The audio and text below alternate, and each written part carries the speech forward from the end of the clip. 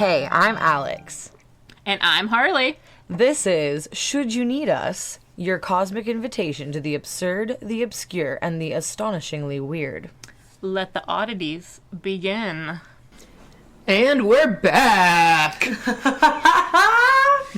Sounds like we're doing a game show. Welcome back to Should You Need Us? Episode 18? Is it really 18? Yeah, because last week was supposed to be 18, but wasn't. Yeah. And you know what I realized? And maybe is this a coincidence? What? So the last time we had to re-record an episode was the weekend after I went to the Red Eagle Saloon, or the White Eagle Saloon, the McMiniman's brothers. Oh yeah, the one in Portland. The haunted, yeah. Yeah. And this last episode was the weekend after I went to another McMiniman's brothers hotel to stay at, the Grand Lodge. That's right. Also haunted. That's kind of weird. And wasn't it Mercury retrograde the first time we had Yeah, I think so. technical difficulties? Mm-hmm. Yes. This time it wasn't. So I don't know if it was Mercury retrograde for the last one. I think it might just be that the ghosts at these places are like, you're not telling our story. Yeah, they said, nice try. Mm-hmm. Yeah, because it was last week that you were telling me about it. Yeah, that was just last week and we were eating pastries. Yeah, those pastries were so good. That episode was going to be so good. It was going to be so good. I can't believe that was just a week ago. Mm-hmm. Yeah, but sorry for the lapse in episodes. Sorry, y'alls. We're doing the best we can. Yeah, my microphone wasn't on, and we recorded a whole episode of me telling a story without working microphone, so... I think we shall be forgiven. Our level of consistency so far has been pretty good. Yeah, I think so. I'm glad that you put the mics up. I love that you're using the Frasier DVD. Yeah. The DVDs. Yeah, I have a lot of DVDs and books over here right now. Yeah, no, it's good. Analog, baby. Yeah, bring it back. I'm going to Scarecrow Video tomorrow. What's Scarecrow Video? Oh, it's like a big, giant video store Fun. in the university district, I think. Oh, you haven't heard of Scarecrow? No. It's kind of like... Oh, what did Tacoma have that was comparable? Remember, like, Stadium Video that used to be down underneath the Harvester? Yep. Yeah, that spot. It's kind of like that, but really big. And it's just like a cool, hip, physical media video store. Bury me in analog, baby. I know, because I've been trying to watch all my shit, and I'm like, where I can't fucking watch, like, Billy Madison without paying for it. Yeah. I have now a list of movies that I want to watch that I haven't been able to because they're, like, not on streaming, and I don't have it. Do you remember The Mirror Mask? The Mirror Mask? Is that a movie? Yeah, I think it was based on, like, something like a Neil Gaiman book. No. Oh, gosh, it was so weird. I think you did watch it with me because that's why we were singing, like... Remember that song that's like, why do birds suddenly appear? It's in that. Wow, I do not remember that. I feel remember like singing we that watched song. it and, like, sang it together because of that. Sounds about right. Well, I'm going to find The Mirror Mask and make you rewatch it. Maybe it'll jog your memory. Yes. I'm going to check Scarecrow Video tomorrow. But yeah, I don't really have a physical story or any media or really anything fun to share since last week. I've just been hustling and getting ready to go on vacation next week. That will be fun. I can't believe February's almost over. I forgot about Valentine's Day, and I also forgot about Groundhog's Day. How could I forget about Groundhog's Day? Both holidays in February that just skated by. I love Groundhog's Day. What do you do to celebrate? Watch Groundhog's Day? The Bill Murray Yeah, and movie? I like to watch Punxsutawney Phil, see if he sees a shadow. Thing, yeah. Do you remember, like, it was, I think, like 2014 when the mayor of New York killed Punxsutawney Phil? What? No? For real? Yeah, he dropped Punxsutawney Phil. And then Punxsutawney Phil died.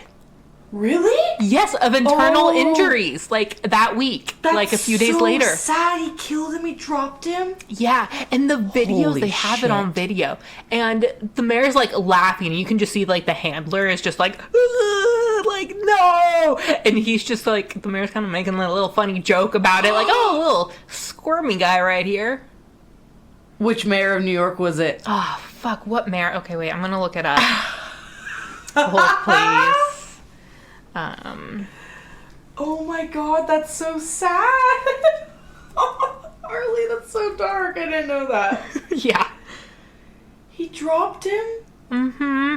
And the story actually gets even crazier, dude. What? Mayor Bill de Blasio. Oh, de Blasio. Mm-hmm. I'm not familiar with his lore, apparently. Well, his lore is that he killed the groundhog. He killed Puxatawny Phil. Yeah. The he was like, you're not seeing whatever. any shadows.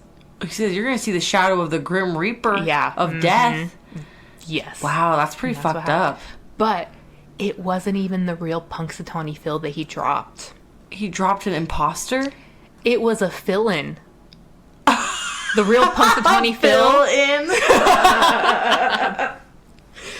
Whoa. Yeah, this was not the usual Phil. See, this is why they have body doubles, because if he gets dropped, then how are we ever supposed to know? Yeah, it was not Chuck was his name. Poor Chuck. It wasn't Chuck. It was Chuck's girlfriend, Charlotte. Oh no, what? Yeah, so Charlotte Who was the filling... fuck's Chuck then? Chuck was not in a good mood that day, so they were like, we're not going to take Chuck out. And so they grabbed his girlfriend, Charlotte, instead. Oh, it's really sad. Yeah. Poor Charlotte. Mm-hmm. And yeah, so he died a week later, and then Mayor Bill was nicknamed Mayor Bill Butterfingers de Blasio. Oh my fucking god. Butterfingers de Blasio killed a fucking groundhog on Groundhog's Day. Yeah. He's never gonna live that one down. No, God. And what did he ever, like, make a comment about it? Let's see. You gotta formally apologize for that one. God, that's so sad. Mm-hmm. Yeah. Okay, and this mayor, he was 6'5". That's a big drop That's a big drop for a little groundhog. Yeah. If you hold him up above his head. They usually do that like baby Simba. Oh, Shavanya. Oh my gosh. Okay, wait. Dude, you gotta see this picture. Oh no! And that's the handler right there. She's like, oh shit. Yeah, she knew it was gonna... She was like, this is not gonna be good. Yeah, she was like, Charlotte's not making it. Oh, Charlotte. Wow, that's sad. If it really was Groundhog's Day, I would hope that Bill Murray would go back and stop the mayor from dropping the groundhog. Mm-hmm. He'd go fix it and save the day. Yeah, what if that was the premise of the movie? Where It was on this day. Yeah. He had to relive it. Yeah, well, and Bill Murray just could not he kept trying to save the groundhog and just, like, couldn't. And day after day, he relived the groundhog being dropped, and then... That's horrible. One day, like, he saves the groundhog, and then he doesn't repeat Groundhog's Day anymore. Wow. New movie. I was gonna say, you should pitch that. Do a Groundhog's Day remake. Netflix, call me. Netflix, call us. I did watch it on Groundhog's Day, and I haven't seen that movie. You haven't seen Groundhog's Day? No, I had seen it not in a very long time, Mm-hmm. you see. Yes. I love a good holiday. I love a good reason to celebrate. Holiday. I also was just so busy Saturday. I'm tired, obviously. Mm-hmm. And so was Nat, because we both worked. And we knew Saturday night, Valentine's Day, is going to be crazy. So instead of calling weeks ahead and making a reservation somewhere, I was like, hey, if the stars align and something opens up and we feel like going out, we can try. But we did not feel like going out. So we ordered Chinese food and we watched The Wedding Singer. Oh, I love that movie. So it was sweet. It was a sweet Valentine's Day. It was cute. I think, have you seen those... Have you seen those memes on the Instagram where it's like, your music saved me? And then it's like a song from like a movie or something. Oh, it's like, your music saved me. And I always think mine would be The Wedding Singer when he's like going all soft. He's like, do, do, do, do. And then he's like, but it all was bullshit. Yeah, that song speaks to me, and he's like, I wanna fucking die. Like, yeah, it's so funny. He says, someone kill me, please. Yeah. I remember I took like a YouTube converter and took that song and converted it to an MP3, and I had that on my iPod. You would. That's so funny, Harley. Honestly, it's a bop. It's a really good. It's so good. It's a really good anti-ballad. Yeah, love the slow start and then just the fucking pickup at the end, the it's breakdown. Beautiful. Mm-hmm. Yeah, I mean, Adam Sandler is a great songwriter. He really is. We know this to be true. Lunch Lady Land. Yeah, one of my the top Lunch favorite Lady, songs. and then what else did I just watch the other day where he was singing? I feel like he sings in like most of his movies at some point. There's a little bit. Yeah, love the Sandman. One of my favorite Christmas movies, well, Hanukkah movies. 8 Crazy Nights. Uh-huh. Yes, that's a great one. I love that. It's a technical foul. Dude, that's so funny. That movie was definitely on MTV or something like every year on repeat. Mm-hmm. And I have just watched it so many times. It's so good. That naturally it's become a favorite holiday movie of mine, but yeah, I haven't watched it in a while either. I think I watch it every year. Well, if I see it while I'm out looking for physical media, get me a copy, I will please. get you a copy. I'm trying to build up my Christmas movie collection. Yeah, because we're going to check the for sale DVDs, if they have those at Scarecrow. Mm-hmm. I'm pretty sure that they do. They have like a section of... Is it usually just rent? Yeah. Oh, yeah, that's it's like cool. a big rental place. That's cool. I'm embarrassed to admit this. I've only been a couple times. And it's like a cool spot, and I talk about it all the time, and it's like right down the street from my work. Been there more than me. Well, here we go. I also got a library card. Shout out my first Seattle library card. So I've been using their app, and you can like watch shit online. What is it fucking called? It's like the funniest name. It's like Fubi. What? Yeah, I think it's Fubi. Is that like a TV show? A movie? No, it's like the app that the library... Oh. It's like Peacock, you know? Or like their like cheap free version of it. Like your inflection with Peacock went, Peacock! Peacock! Like Fubi! Like Fubi! It's like Netflix! Peebo! Is it Tubi? Maybe. Tubi's a thing. I don't know what I'm saying. They're all the same. Yeah. You can watch movies on it for free. No, it's different than that. It's not Tubi. I think it's different. I will let you know. Okay, please do. But shout out to the library. Mm-hmm. Everyone use your local library more often. Okay, tell me why. Literally, when I was driving here, I was thinking in my head, like, I need to get a library card. Nuh-uh. Yeah. Like 100%. No. Because I finished my book last night. Harley, no. Mm-hmm. That's so weird. I literally got my library card like fucking a week ago. That is so funny. Yeah. But I need to bring them a piece of mail. Oh, yeah. To prove I am who I am and I live where I live. For some reason, the library needs this information from me. So earlier I was like, oh, yeah. Gotta bring them a piece of mail. Library card. Library card. I was probably sending you telepathic messages. Yeah. Yeah, I just finished reading Reggie Watts's memoir. Oh, that's a good one. Mm-hmm. It was good. I was not expecting to cry at the end. I don't want to give any spoilers, but yeah, the ending was a little bit of a tearjerker, but it was a beautiful story. Beautiful story. But I did cry. You cried? But I cry really easily, so it's nothing that's surprising. No, I haven't had a book make me cry in a while. I'm not even sure. Oh, yeah, I'm reading that one over there, Tender is the Flesh. Not sad? Not yet. I know it's gonna be. Mm-hmm. I think maybe at some point it's like kind of gory. It's like sexy and gory. And like dystopian and dark. Like smut? kinda. There's some smutty-ish vibes. But these two, I also started reading. And then just, like, got bored. It happens. I'm already, like, I know a lot about the gay agenda. Yeah. You know, I used to not ever, like, if I started a book, I had to finish it. And then I realized life's too short to read a book that you don't want to read. Yeah, stop. Yeah. Oh, yeah. Oh, trust me. If I'm not immediately grabbed by a book, I stop reading it. So that's why these are here and not finished. Yeah. I'll give it a little bit. I won't immediately stop. I'll give it a little bit. But, yeah, I get to a point where, like, maybe, like, 3 chapters in or so. And I'm like, okay, this isn't for me. And that's okay. Yep. That's okay.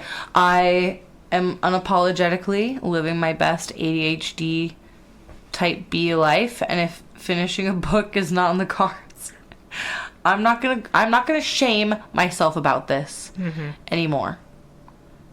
I don't like to read books very much. Yeah, so if you're gonna read a book, I like to listen to podcasts.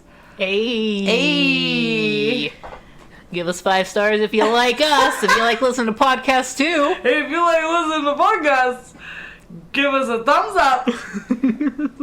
Write us a positive review. Oh my god. Give us, like, comment, subscribe. Give us a shout out. We'll shout you out. Oh my god, I'm gonna pee. On that note, story time? On that note, let's give the people what they want. What you're here ready for story time, folks? Okay. Well, so, cite my sources, Wikipedia, allthat'sinteresting.com, and deadhistory.com. Ooh, I've looked at the dead history. Yeah. I realize I really like stories about kind of like silly little guys. We love a silly little guy in this house. Yeah. So I'm going to bring you a silly little guy. Is that his name? No. Oh. No. He has a different name, which I'll get to it really quickly. But he's a silly little guy? He's a silly little guy. Little in vibes or actual stature? Vibes. Okay. Maybe stature. I don't know. Yeah, I don't know his size. I actually cannot confirm the height of this man, but he's got some silly little guy vibes. He does have some silly little guy vibes. So, our story begins in Long Beach, California in 1976. A camera crew for the hit TV show The $6 Million Man. Oh. It was setting up to record an episode in this abandoned funhouse. And the crew was, like, looking around this funhouse to see if there was any, like, old props that they could use for their set. And they found this creepy-looking mannequin. And they're like, yes, let's hang this dude up. Oh, God. But when the crew member went to move this mannequin, one of its arms broke off. And they discovered this was not a mannequin. Did it have a bone? Is it a real person? Yeah. The arm broke off, and there was clearly a human bone inside this arm. Oh, no. Mm-hmm. So the Los Angeles coroner's office confirmed that this was, in fact, an actual corpse. Inside of what, a mannequin? No. They just thought it was a mannequin, but it was a body? Yeah. Oh. Because it was a fun house, and so they were just like, oh, there's these, like, creepy There's, like, a dude things. back there. Yeah. And, yeah, they were like, oh, shit, this is an actual dead guy that was used in a fun house. Is this the silly little guy? Yeah, this is the silly little guy. Rest in peace, silly little guy. Yeah, wow. He was silly in the end. Yeah. In a fun house? Yeah, he was very silly in the end. So then an investigation began, and the first clue they found was actually inside the dead man's mouth. This is like an episode of, like, Dexter or Criminal Minds or something. Yeah. So inside the corpse's mouth was a 1926 penny and a ticket stub from the Louis Sonny's Museum of Crime. Interesting. So they found Dan Sonny. He was the son of the museum owner, and confirmed that this man was named Elmer McCurdy, also known as the bandit that wouldn't give up. Oh. Well, at some point, life made him give up. Or, I mean, Did it? Well, I guess, yeah, that might, yeah. Something made him give up. Something did make him give up, and we're going to get into that. Oh, this is spooky. So we're going to dig into the life of Elmer. You see what I did there? Dig into the life of Elmer. Even though he wasn't buried, so I guess no one had to dig him up. And I was like, wait, was he found? Okay, good joke, Harley. Thanks. I try. And so they found his body in 1976. He was born January 1st, 1880, and then died October 7th, 1911. Okay. So he was found, so his body, he died in 1911, and then his body was found in 1976. Dang. So there were some years he was traveling. He was just there. I'm like, where? In the fun house? Or like, what? Okay. Where has his body been the whole time? I'm going to give you some background information on who Elmer was. So he was born in Washington, Maine. He was the son of 17-year-old Sadie. However, Sadie was unmarried, and his bio daddy is unknown, but it's believed that it was possibly Sadie's cousin. Okay. So to save Sadie from the social stigma of raising an illegitimate child, her brother George and his wife Helen adopted Elmer. And then George died of tuberculosis, because that was going around in 1890. And then shortly after... It was going around. It was going around. And then... So shortly after George's death, Sadie was like, okay, Helen, I'll help you raise my child. And fine. So they moved to Bangor, Maine, and then while Elmer was in high school, Sadie decided to come clean and tell Elmer that she was actually his mom and that her cousin was probably his dad. And Elmer didn't take that too well. Yeah, that's a hard bit of information to swallow. Yeah, especially when you're like a teenager and already life is wild. Yeah. Mm-hmm. Poor guy. Yeah. So he started drinking heavily. Oh. He was described as being unruly and rebellious. Yeah, that little Elmer. Mm-hmm.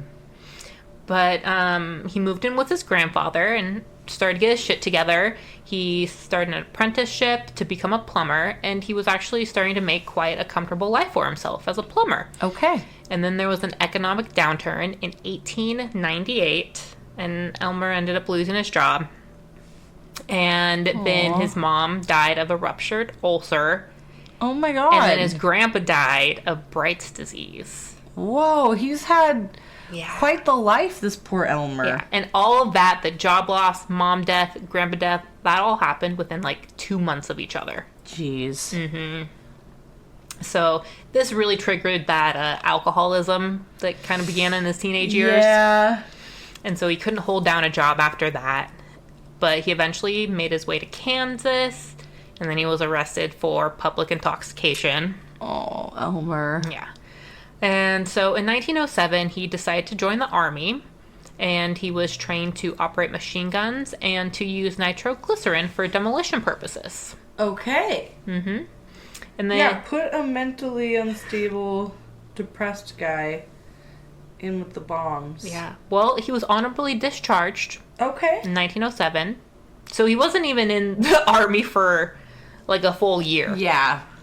I don't know why he was honorably just discharged, but something happened. I mean, I've got some guesses. What? I mean, just that he was, like, drunk. Oh, but would you get honorably discharged for being drunk? Maybe. Maybe you'd get dishonorably discharged. But he was honorably discharged. I don't know. At least that's what they say. That's what they say. They said, we're going to go easy on you, Elmer, because you've had a hard life. Yeah, maybe that's it. They're like, we feel bad for this guy. Yeah. But we don't want you here. Yeah, but, like, you can't be doing that here. You can go do that at home. Mm-hmm. You can't be doing it at the Army. Yeah, so following his discharge, he... Discharged. Mm-hmm. And him and a fellow Army pal got together and then were arrested in Kansas for possessing burglary paraphernalia. They had chisels, hacksaws, funnels for nitroglycerin, gunpowder, and money sacks. Yeah. They were going to rob a bank or something. Yeah. But they told the judge the tools were needed to work on this machine gun they were inventing. Okay. Which did help their case because the jury found the men not guilty. Okay.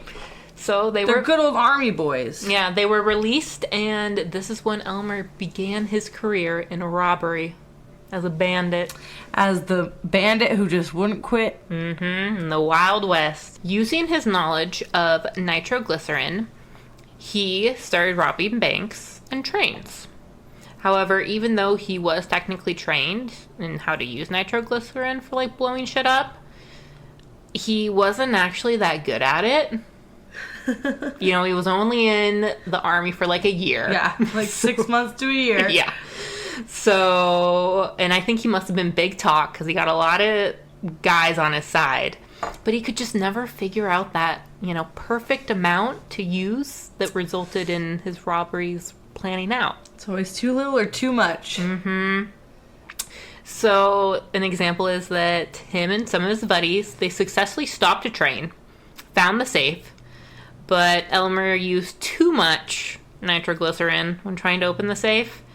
And not only was the safe destroyed, but majority of the money that was in it, like all the silver, melted and fused to the frame of the safe. Yeah, I was going to say, what, he just, like, blew it up entirely. That's what I thought. That's what I thought was going to happen. And then another time, McCurdy and two other men attempted to rob a bank. And after spending 2 hours breaking through the bank wall with a hammer, McCurdy placed the nitroglycerin charge around the door of the bank's outer vault. The blast blew the vault door through the bank, destroying the interior, but not damaging the safe that was inside the vault. Oh, no. And then he tried to blow the safe door, but the charge failed to ignite, and the lookout man got scared and ran off because, like, all the fucking noise. And so McCurdy and his other buddies just were like, okay, well, here's some coins and a tray outside the safe. We'll take that. And that's what they settled oh my for. God. Wow, they blew a hole in the wall and, like, destroyed the place. And we're like, we'll take some quarters. Yeah, they hammered a hole in the wall, blew Wow. the vault door off. And then The bank is destroyed. Yeah, they're fucked. That's hilarious. Yeah, and his final robbery, and I think he only had these 3. Wow. Third time was not the charm. Yeah, no. So his final robbery took place in Oklahoma on October 6th, 1911. The boys found a train that was supposedly carrying $400,000 in it. Supposedly carrying Yeah, that much money back then? That's a lot like, of I don't money. even know what that would be. That's a fuck ton of money right now. Yeah, I know. It's a lot of money. I'm like, dang, they were going to make out big. Yeah. So, Elmer McCurdy and his buddies mistakenly stopped the passenger train instead. And they were able to steal $46 from the mail clerk that was there. 2 bottles of whiskey, a revolver, a coat, and the conductor's watch. So they didn't leave with nothing. Wow, good job, boys. And a newspaper account said the robbery was one of the smallest in history of train robberies. That is hilarious. One of the smallest in history. Oh, that sucks. Yeah. So after that epic fail, Elmer and his 2 stolen bottles of whiskey, they found like an empty barn to just drown his sorrows in. Aww. But little did he know that the stolen whiskey would be the last drink he ever had. Why?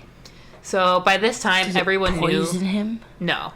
Mm-mm. By this time, everyone knew who had tried to rob the train, and Elmer had a $2,000 bounty on his head, and 3 sheriffs were able to track him down to this barn, so he wasn't sneaky with what he was doing. So they found him in the barn the morning of October 7th. What followed was an hour-long shootout that ended with a single bullet piercing Elmer's chest. Damn. And this is a clipping from a newspaper article, the Daily Examiner. Sheriff Bob recalled, "It began at about 7 o'clock. We were standing around waiting for him to come out when the first shot was fired at me. It missed me, and he turned his attention to my brother. He shot 3 times at Stringer, my brother, and when my brother got under cover, he turned his attention to Dick Wallace. He kept shooting all of us for about an hour. We fired back every time we could. We don't know who killed him. We found one of the jugs of whiskey that was taken from the train and it was empty. He was pretty drunk when he rode up to the ranch that night. So he just caught a bullet in this fight. Well, how did he end up in the fun house just sitting there? So, this is... There's something missing here. yeah. I just wanted to give you a background of this dude's life. Yeah, he lived a rough and tumble life till the very, very end. Beginning to end. Elmer's body was taken to an undertaker in Oklahoma, where it went unclaimed. So the undertaker, his name was Joseph L. Johnson, embalmed the body with an arsenic-based preservative that was typically used back then when you had to preserve a body for a long period of time because you were waiting for someone to come claim him. So Johnson shaved Elmer's body, put him in a nice suit, and stored him in the back of the funeral home and just waited. And because of the hard work that Johnson put into making Elmer's body look all nice, he was like, I'm not going to let just anyone take this body. Like, you got to pay me for this body. Yeah, this is mine now. Which didn't happen. This is my intellectual property. My property. But yeah, no one came to claim poor Elmer. Aww. Yeah, so Johnson, very, what's that word? Inventive? When you come up with something. Yeah, inventive. Is it inventive? I feel like there was a different word. Well, he was a very crafty man. And he was like, I'm just gonna make my money back using this body in a very inventive way. When you're very, I don't know. I wrote down inventive, so I guess I'm just going with that. That's a word. It's a real word, so let's go with that. Yep. So Johnson switched out the suit for street clothes, placed a rifle in Elmer's hand, and perched him out inside the funeral home. And for a nickel, you could visit the bandit who wouldn't give up. He wouldn't give up because he can't give up because he's a fucking mannequin now. That's so weird. Yeah. He's still owing money even after death. Yeah. So he was actually quite popular during that time. I mean, there wasn't a lot you could do back then. It was, I guess you could look at the dead guy on like a Saturday night. You're like, oh shit, I found a nickel. Let's go see the dead guy.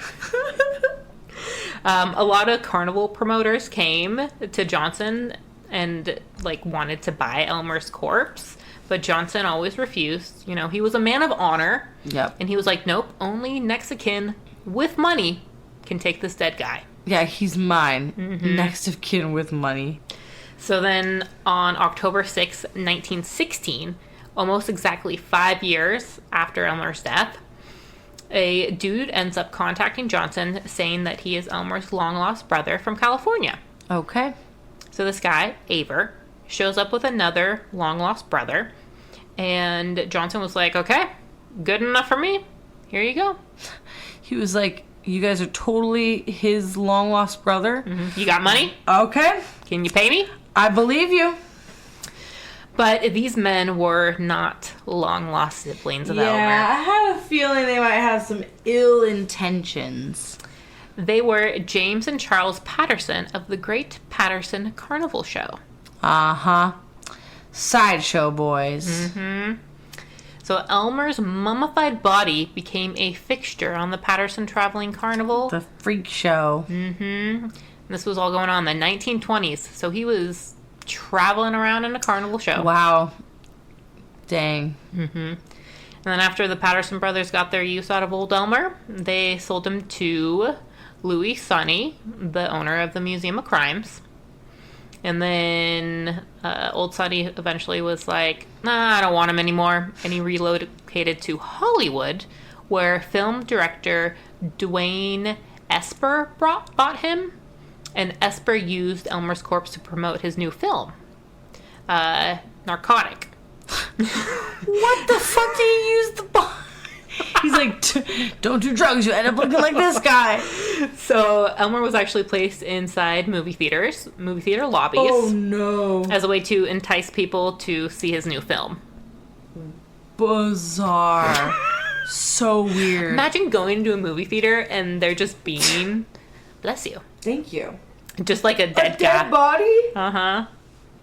Like, I don't know if I'd want to see that movie. No, I don't. Yeah, I don't think that makes me want to go see a movie. I would just be like, whoa, what kind of PR stunt? I wouldn't think it was a real body. Yeah. And then after his... But this was. Yeah. After Elmer's short career in film advertisement, his corpse got promoted to the big screen. What was he on the big screen? So in 1976, he made a brief appearance in the movie She Freak. She Freak? Yeah, which I want to see that movie now. Oh my god, where's my phone? I want to look this up. Yes. I didn't even think to look it up. Where's my phone? What's it called again? She Freak. Yeah, that is not coming up when you Google when you Google that. Listeners, beware when you Google the movie that Elmer made a brief appearance in. She Freak. My god. Oh, that's what popped up for me. A 1976 horror drama. It got 9% on Rotten Tomatoes. 3.7 out of 10 on IMDb. Okay. All right. But I want to see it. I still want to see it. Behind the tents and tinsel of a monster midway something, barbaric occurs on alley of nightmares. What? Behind the tents and tinsel of a monster midway, something barbaric occurs on the alley of nightmares. There is no, Whoa, that's on the movie poster, but there's no,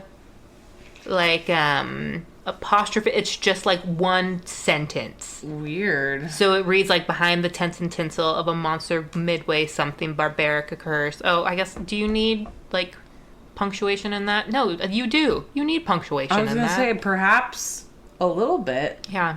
It looks like a woman is on the cover. A woman kind of looks like she's sucking something phallic.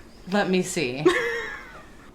Yeah, whatever's going on there's a lot happening. I hope that something phallic is an Elmer's. You. Yeah. So then after that, he eventually wound up at the Pike Amusement Zone in Long Beach, California, where he was hung from the gallows in a funhouse. Terrifying. And this is where the film crew of the $6 Million Man discovered his body. Creepy. Yeah, so after, 60 years, he was buried April of 1977 at Summit View Cemetery in Oklahoma. And in 2025, a musical was actually made after him called The Dead Outlaws, which debuted on Broadway. Wow. So is Elmer truly the bandit that wouldn't give up? It sounds like it. Yeah. It sounds like he didn't really have a choice in the matter. Yeah, he didn't give up and because people wouldn't let him. No. Yeah. They're like, you're gonna be in this movie, you're gonna do some advertisement. Yeah, we're gonna use your body for this and this and this. It's so weird how people love to use corpses for advertisement. Yeah. Do you know of other corpses that have been used for advertisement? No. But this is a weird case. The fact that it happened once is weird enough. It's probably happened. That's probably happened more than once, I'm sure. I will look into it. Maybe that'll be my story next time. Another corpse advertising. Oh my god, yes. So yeah, that is the story of Elmer McCurdy. Thanks for listening. Wow. The bandit who wouldn't give up. R.I.P. Hopefully now, because certainly wasn't R.I.P. for a very long time. Oh. Damn. I hope you're resting peacefully, Elmer, and you're no longer swinging from the gallows, holding up movie poster signs or rifles. They broke his arm off. Yeah, they did. It's amazing that he was held together for that long. I know. I can't believe nothing snapped earlier than that. Wow. Because I bet these people were not careful with him. No. I can't imagine.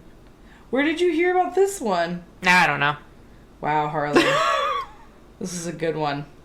I just got a running list of random things that I hear, and then I write them down. That was a good one. Thanks. Wow. Elmer. I love that name. That's a great name. Elmer Fudd is what it makes you think of, though, every single time. Same. That's all, folks. That's all. Wait, does he say that, or does the little pig say that? The little pig says that. The little pig says that. I don't know his name.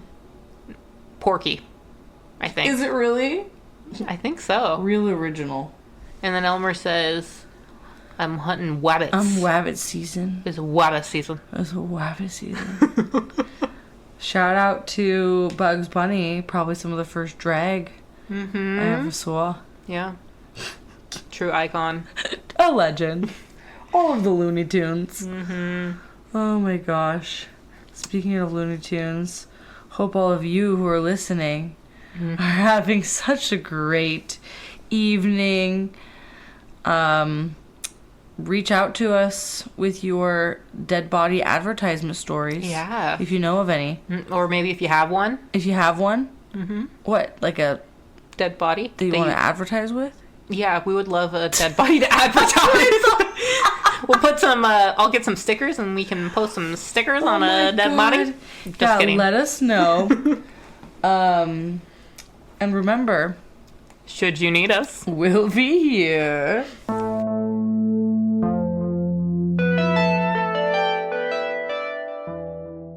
Burglar. Sorry, I can't talk. That was a lot of... You're doing great. You want more Moscato? Yeah. Yes, please.